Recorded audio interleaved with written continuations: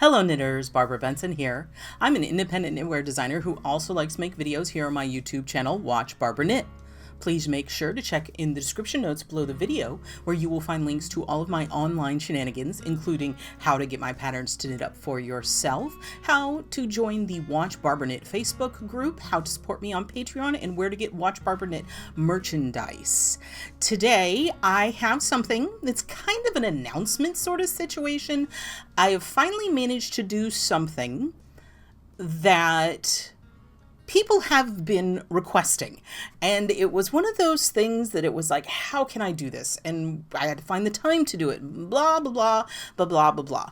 If you are familiar with my Swatch Lab videos, they are videos where I have taken a yarn, made a swatch, put it through its paces, and then I analyze that swatch and that yarn and how it performed in the things that I asked it to do.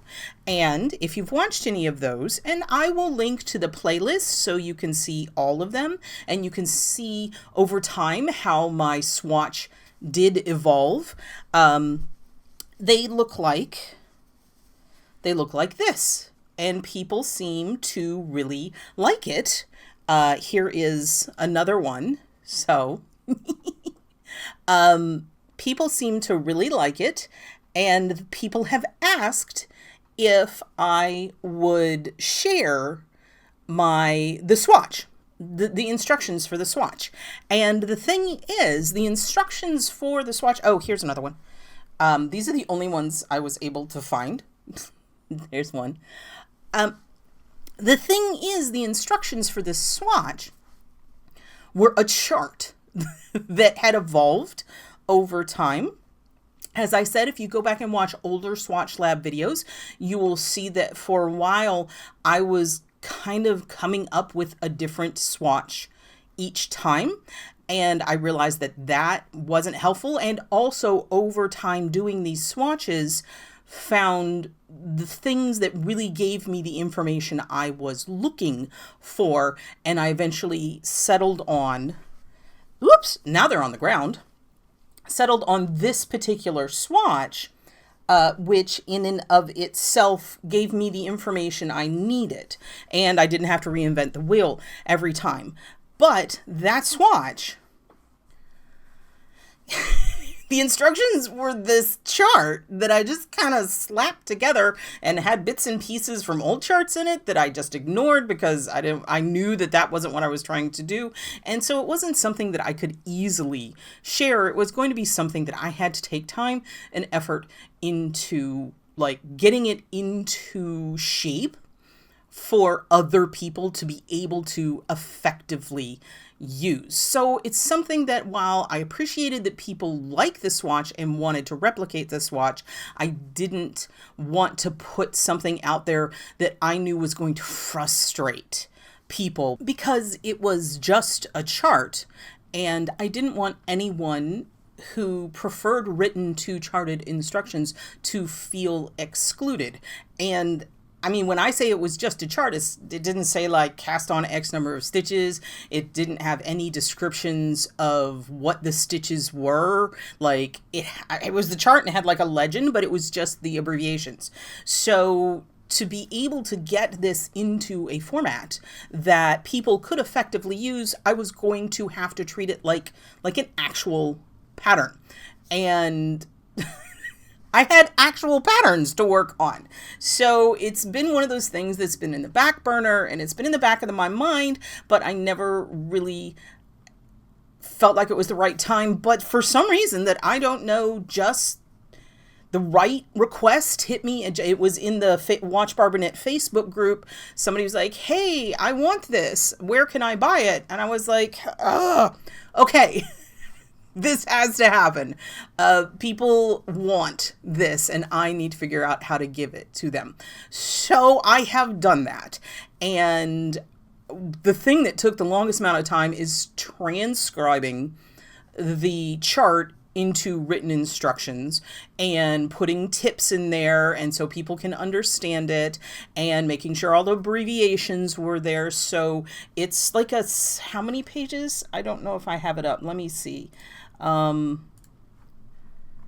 It's a 3-page pattern. So it's not a huge pattern, but it definitely has the written out instructions. So if you cannot or do not use charts, those instructions are now written out. And then there's the actual chart that I left a little bit a little bit workaday because I didn't want to completely redo it. I wanted y'all to see that there were a couple little things that needed to be tweaked on it. You know, this is kind of something between you and me, but also I'm going to put it on Ravelry, my website, so not anymore. It had to go to the tech editor because I can't release something that hasn't been tech edited. I don't want to, again, don't want to frustrate people, don't want to have something error riddled out there. Now, of course, even with me proofing it as many times as I could and my tech editor going over it, there still could be errors. If there are errors, I will update the PDFs. So, as I just mentioned, this PDF of a set of instructions on how to make the swatchy swatch, because that's what I've always had it named in all of my files on Windows. It's the swatchy swatch. You can make it too. Now, it is there. It is written out, as I said. It is charted out. It has instructions on how to do the stitches.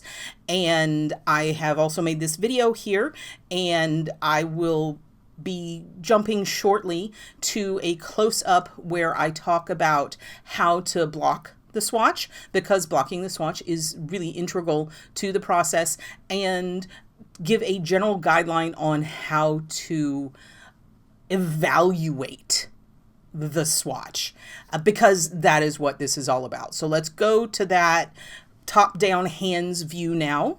The first thing I want to show y'all is just the basics on how to block, because you need to be evaluating this swatch after it has been blocked. So what you're going to do is, once it's bound off and ready to go, you're going to soak it in room temperature water for about 20 minutes, and preferably with a wool wash of your preferred brand.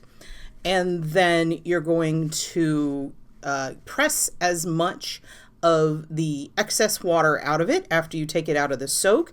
I use my salad spinner and spin the water out, but you can also take a folded over towel and roll it up and then press on the towel to like squish as much water out. And so you're going to have a damp swatch. Now, this swatch is not damp. This swatch has already been blocked. You're just going to have to fake it with me, but I'm going to be able to give you what you need. So I use blocking wires.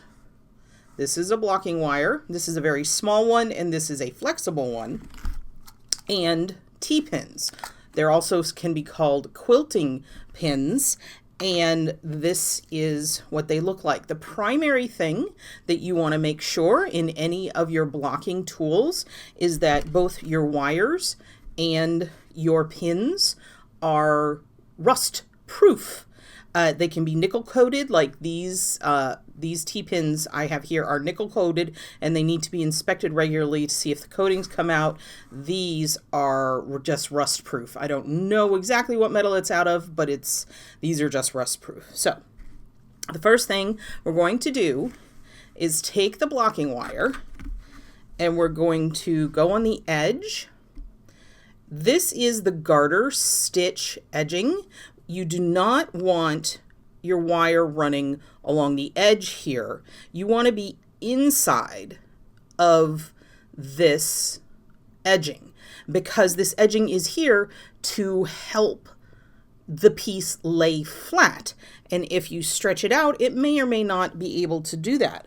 I'm going to have to take off my glasses just a sec. Not that you can see it, but what you do is you just pick the spot that you want, and then you start weaving the wire in and out, and try to stay in a straight line. And you just go up and down and try to skip the same like number of stitches whenever you do this.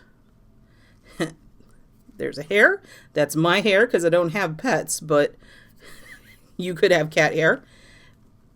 And just over under, and I'm going every couple of stitches, and I'm basically keeping it in a straight line. As you can see, over, under, over, and just weave your wire up through. When you get to the lace part, it's super easy because you just go in and over and under these eyelets. Doot, doot. And then you're going to stick it through. Oops, I didn't get that quite right. There we go. So one wire is on. Now I'm going to flip it to the other side. Now, if this was damp, you want to leave as much of the fabric, especially if you're working with something large, resting on the ground and only picking up what's necessary, because the weight of the dampness might cause you some issues. Things that you need to watch for when you're doing this weavy bit is do not split stitches. If you notice, I'm being careful to go into like the holes made by the stitches. You don't want to like split, like see how I split a strand there? You don't want to do that. So over, under. So I'm going to put these two wires on the long edges, right? Boopy doopy boo. There we go. And if you want, you can put a wire on the top edge, the top straight edge. I did not grab a third wire. It's not necessary. So I'm going to show you how to do it if you don't have the third wire, or if you don't have any wires at all. If you're trying to do this with just T-pins. So what you're going to do, and I'm doing this sideways because it's really doesn't matter. What I'm going to do, actually I've got to shift it down a little bit so you can see, is I'm going to take my T-pin and I'm going to make sure I don't actually skewer yarn. You're going to want to make sure you're like in a whole portion of the program. And when you put in your T-pin, think of it like a tent peg. We're going to put this under tension, so we want to put it in at an angle, because especially if you heavily tension or are blocking aggressively, if you put it in straight up and down, the tension of it can actually make it go in. So there we go. And then I'm going to take this, I'm going to run my finger along and pull this out as assertively as I want to block it. And just remember, if you're going to do a project, you want it blocked the same as you're planning on blocking the project. But I'm just going to grab this and pull it like all the way up here, because this is my end. You can't see through my hand, I'm sorry, but you can see. I just did another tent peg. Now I'm going to pull it down a little bit like it's straight, and I'm going to go in and place more T-pins, right? Now, I'm going to stretch it, but only down at this part, because this is the lace part to start with. I'm going to pull this point down so that visually it's roughly here. Let's get pointer duck here. So it's visually about where this point is. And then I'm going to pull it to the width that I feel like I want. And honestly, right now, I'm just doing it so it doesn't go off the edge of the camera. Seems like a silly reason. Okay, so I've got that. And then we want to keep this straight and parallel to the wire at the top. I'm going to put in my pin, and then I'm going to slide this up and pull this up so it's roughly the same distance. I mean, if you wanted to get really crazy with it, you could get out your ruler and measure this. I'm just demoing it for you. You can be as precise or loosey-goosey as suits your fancy. But now, here's what I want to point out to you. Actually, first, we've got this top edge here. I want this top edge straight. And this is going to show you why wires are a great thing. So to get this top edge straight, if I had a wire here, let me push this up a little bit. If I had a wire here, I could use a wire and 2 pins and everything would be straight. 2 pins here gets me that. So then I have to pull this up. And then I have to pull this up. And then this is still a little wobbly, so I have to pull this up. So as you can see, oh no! It does this to me. As you can see, this is goofy. So I'm going to put this down. And what you have is, whoop, it's still not quite straight. So this is why having wires is a really good thing if you're trying to get really straight lines. Now, here on the bottom, this is actually specifically designed to create a scalloped edge. So all I'm going to do is make sure that I'm not splitting any yarn, and I'm just going to take this and pull it down and tent peg it. Now, that might be a little excessive. I'm going to release it a little bit.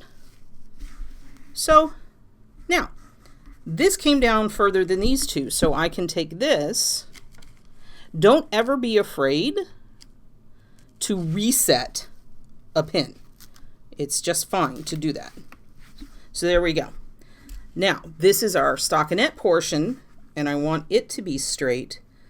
But this is one of the things I wanted to point out. Because we are looking at multiple different things, you don't want to stretch these cables. So I'm going to come in here and pull these cables. See, I'm pinching and release a bit of it. And I'm actually going to take one of my pins and place it on the outside of the wire and actually kind of push it in, right? So that, and I'm going to actually do that down here a little bit. And then take the stockinette. Oop, I missed the wire. Push this wire in. That's why these bendy wires are good.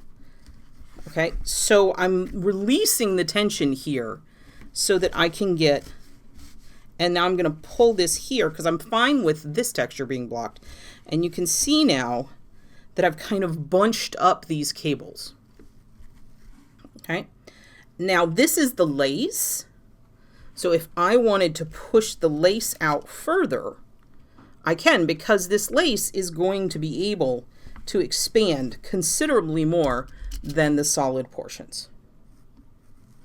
So that is how I block this. You would then leave it to dry, most likely overnight, but until it's completely dry. And as you can see, because we have these scallops here, I only put one pin here because I want that. So that is the fully pinned out blocked swatch.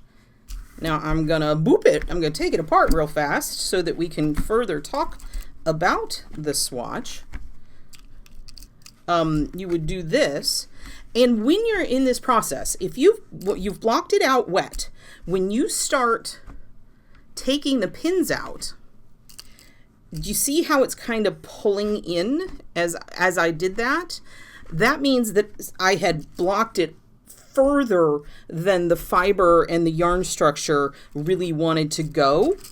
So you can't get it to go infinitely. And observing how that recoil works when you are taking it off the blocking mat is also an important part of the evaluation. Then you know how well it holds a block and how much it would be able to be blocked and stretched. Okay, so now the pointer dock is here. how to analyze the swatch. This bottom part has multiple elements. We're looking at the lace, but this lace is what I would consider 50-50 lace. It is lace that is like 50% opening and 50% fabric, right? So these parts here are that. This, because of how this pattern works, is stockinette worked on a bias. And this will inform you whether or not the yarn that you are using likes a biased fabric and how it's going to look when it's biased. It's not going to give you it's not going to tell you how it drapes or anything like that, because there's simply just not enough of it, but it'll give you an idea of the look. It'll give you an idea of how it's going to hold the lace, and talk about what we talked about with recoil, how much it's going to pull back in lace. Then we have stockinette, and if you flip it over, reverse stockinette, woohoo! So it will tell you what this yarn is going to look like in stockinette. This is important to look at if you are using a single ply, because single plies, the way that the twist works, you're actually probably going to get uneven left and right sides of your knit stitches, and you just need to be aware of that. You can see that after I pulled it off, the original block on this had this curve in, and you can see how the next section up here, the cables are going to perform. Now, this center cable is a 2/2 cable, or a 4-stitch cable, and you're just looking at how well does it look in the cables, looking at it, how much does that cable sit up from the surrounding fabric. This one is nice. It's not like super mounded, but it looks really good. And then here we have 1/1 cables that are spaced every 4 rows. So it's cable, purl row, knit row, purl row, cable. So, but then up here, while you're working it, you'll see that there are a couple where it's cable, purl row, cable, so it's cable, purl row, cable, curl. And so you can see what that cable is going to look like stacked like that. Some yarns look really good like that. Some yarns don't. It just looks like twisted stitches. You can always get an idea of, do I want to go with bigger cables or smaller cables? The section to the right of the cables is moss stitch, and this is going to tell you how this yarn is going to perform in a textured pattern. You want to look at it and evaluate it and see, can you see the texture that was created? The difference between the reverse stockinette and the stockinette, in a noisier yarn, you may find that this just really isn't worth the effort, because the noise of the yarn itself makes it so you can't really see the texture that you're knitting into it. And if you have a pattern that really the texture is what it's about, you might want to go with a more sedate yarn. And it is a reversible, moss stitch is reversible, so you can see it looks the same on both sides. And here you can see the back side of cables, which I never feel like they look good. And then this is true lace. So this is yarn overs and decreases on both the right and the wrong side row. And this is really going to tell you a lot about how this yarn is going to block, how well it's going to hold open, and that is going to inform your decisions based on the intricacy of lace, and if this is a good choice for an intricate lace. A basic lace or something like this row here is actually an eyelet row. So it's just yarn over stitch, yarn over decrease, yarn over decrease. So the eyelets, I think, look fantastic. But this particular yarn, it has really, blocked it aggressively, but it really pulls back. It's a nice, springy, bouncy yarn. but nice, springy, bouncy is not necessarily the best thing for lace. Nice, springy, bouncy is great for cables. It's good for texture. This kind of fine lace, not so much. As I said, I did find at least one other swatch. Well, two other swatches, but it's from the same Swatch lab. This is this is Miss Bab's Laurel Falls. I will obviously, since I will link to the playlist, you can find the true analysis of this yarn in its Swatch lab. You'll find a link to that.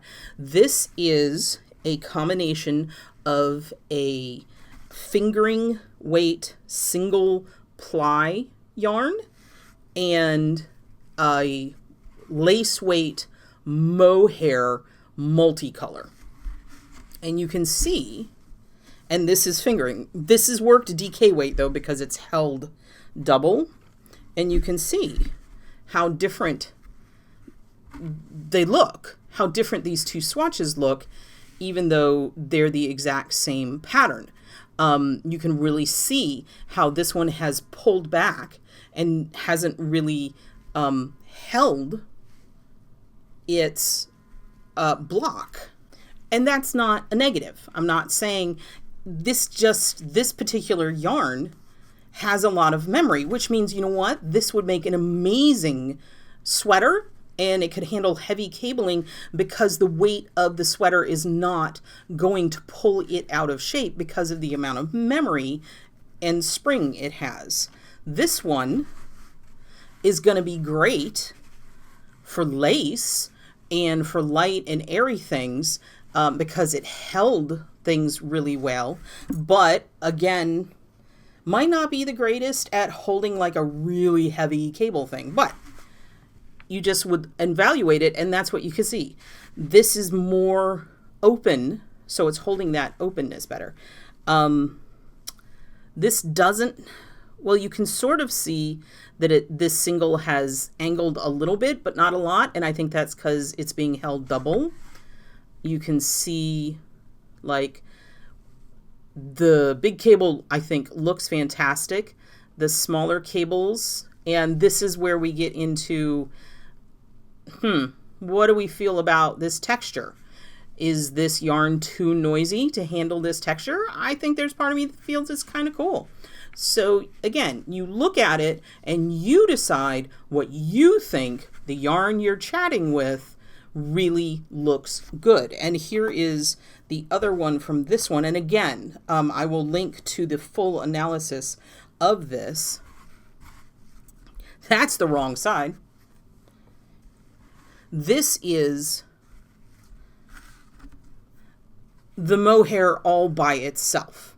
And this is where we're definitely getting into, is there any point in doing texture with this yarn? Between the fuzz and the variegation, putting time and effort into working a texture pattern, there's really no point in doing it, in my opinion.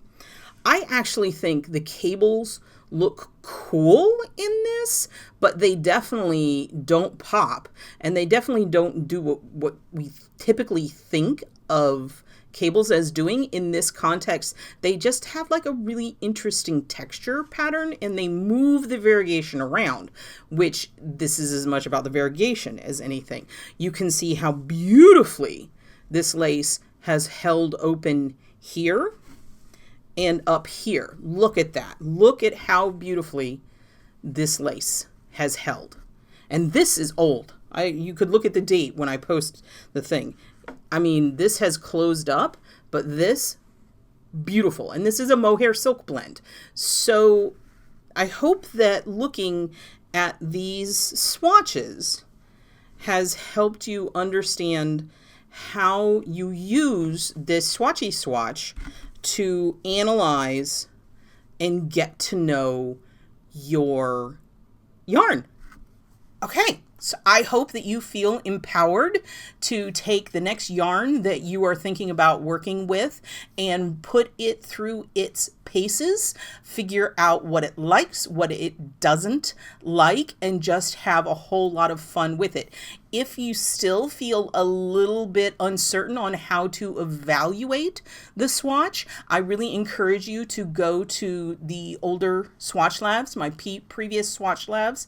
There is a playlist of them, and when you watch me evaluating the individual swatches that I've made, that might give you a better idea. It might click better than the explanation I just gave you, because, you know, sometimes things take a few different ways of saying to really get into the old noggin. So, for those of you who have been asking for the Swatchy Swatch, this PDF will be available through Ravelry. And I will also upload it to my own website, tumpedduck.com, and you can grab your copy of it there. If you like this video, please give it a thumbs up, click that like button. And if you would like to be notified whenever I upload a new video, please subscribe to my channel and select notifications.